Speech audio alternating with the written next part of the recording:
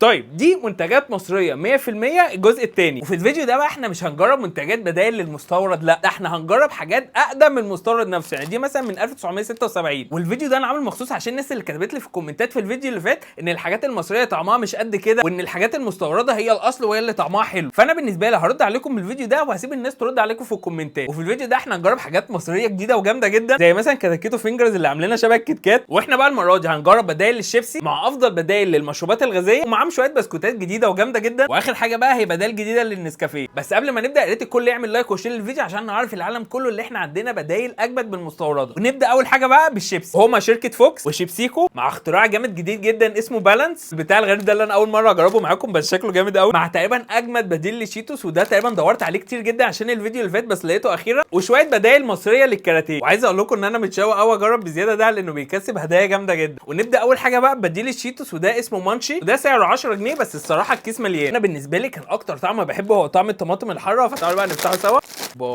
يعني بصوا يا جدعان اللون بالنسبه للقرمشه فهي حكايه، اما بقى الطعم فطعم الطماطم واضح جدا وحرقها بشكل مرعب قوي بس عالمي اقسم بالله. نخش بقى على بديل للدوريتوس من شركه فوكس وهو اسمه كورني. وهو الصراحه مش بديل للدوريتوس قوي لان هو عباره عن كاراتيه بس على شكل الدوريتوس، بس طعمه جامد جدا ومختلف تماما برضه عن الكاراتيه. تحس كده ان هو في النص بس رايق قوي. الاختراع بقى اللي بعده اللي اسمه بالانس ده منتشر بشكل مرعب جدا في الاسواق دلوقتي، وهو من شركه ايجيبت فود. يعني تقريبا مفيش اكتر من كده ان هو مصري 100%. وده المفروض بروتين كراكرز يعني فيه 15 جرام بروتين، ودي كميه ممتازه جدا في حاجه ب 10 جنيه. نفتحه طيب نشوف بقى شكله عامل ازاي.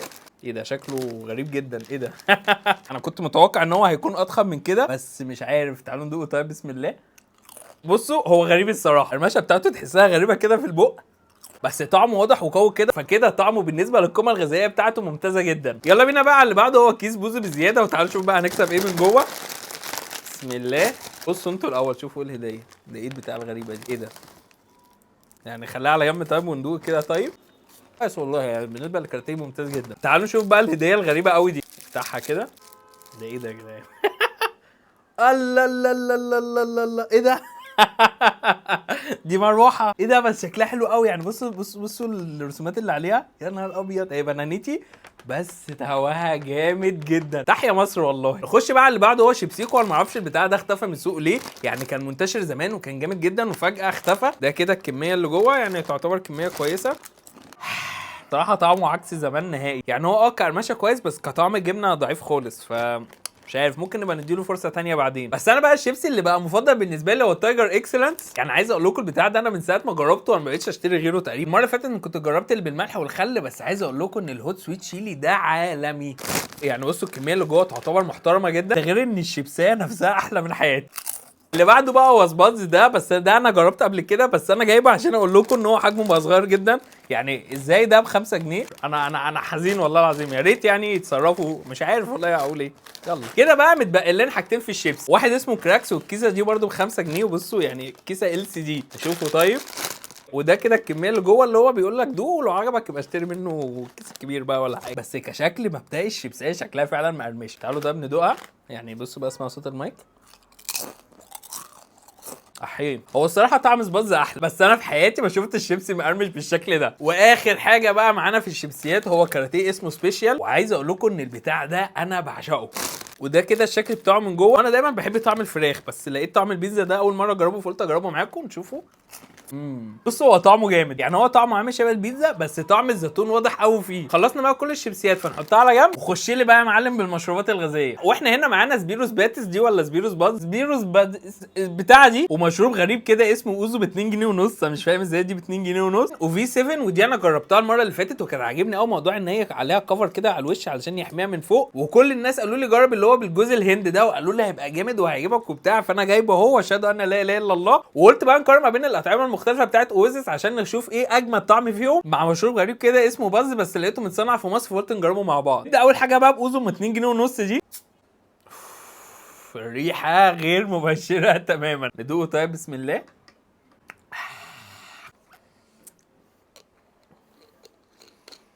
اعتبروه مقاطع البتاع ده. وخلينا نجرب سبيروس باتس دي مع بعض. وانا عايز اقول لكم انا كل ما ادور عليها بلاقي بطعم العنب بس. طب فين بقيه الاطعمه انا مش فاهم. بس اكتر حاجه عجباني فيها ان هي من سنه 1920 يعني اقدم من اللي حسبي الله ونعم الوكيل فيهم. بصوا كميه الصودا اللي فيها يا نهار ابيض. طب والله عجباني جدا. يعني انا مش عارف ليه الناس قعدوا يقولوا لي ان هي بطعم الدواء والحاجات دي كلها، لان الصراحه طعمها محترم قوي. نخش بقى على اجمد كنز موجوده في مصر حاليا، وهي الفي 7 اللي هي مكفر على الوش دي عشان تفضل نضيفه، او بعد ما تشرب بقى ممكن تقفلها عشان الستيم ما يروحش. ودي المفروض ميه فواره بطعم وعليها بقى شويه فيتامينات وحاجات غريبه كده. افتحها كده نسمع الصوت. يا نهار ابيض، عنيفه مليانه ستيم. ايه ده؟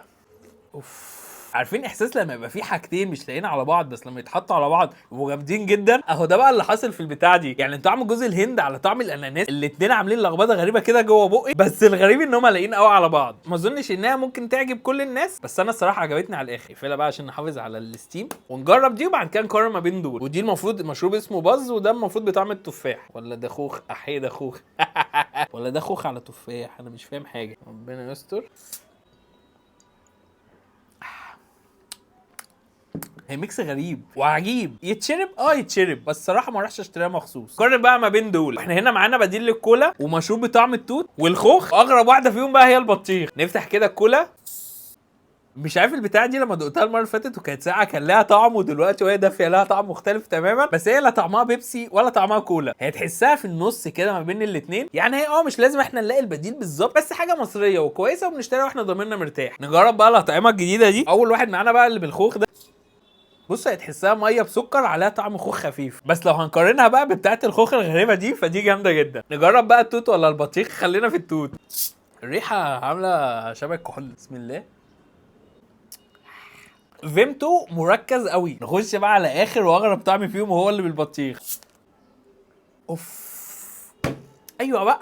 ايه ده؟ كنت مستخبيه لي فيلم الصبح. يعني هي بالظبط طعم اللوليتا اللي بالبطيخ بس على مشروب غازي، اللي هو عارفين بيبو والحاجات دي كلها، او ممكن نقول عليها ترايدنت بالبطيخ بس بتتشرب. يعني دي وسبيروس باتز مع الفي 7 الصراحه الثلاثه دول بدايل مصريين في الجول. نركنهم بقى على جنب ونخش بقى على شويه بدايل البسكوتات دول. واجمد ثلاث حاجات فيهم بالنسبه لي هو بديل الاوريو ده، مع طبعا الكتاكيتو اللي عامل لي فيها كيت كات ده، مع البسكوت الغريب ده اللي هو الكيسه بتاعته مش مكتوب عليها حاجه بالانجليزي. يعني بصوا عربي ومصري 100%، ومكتوب ان هو من 1976 وشغل رايق قوي. فتعالوا نبدا بيه بقى.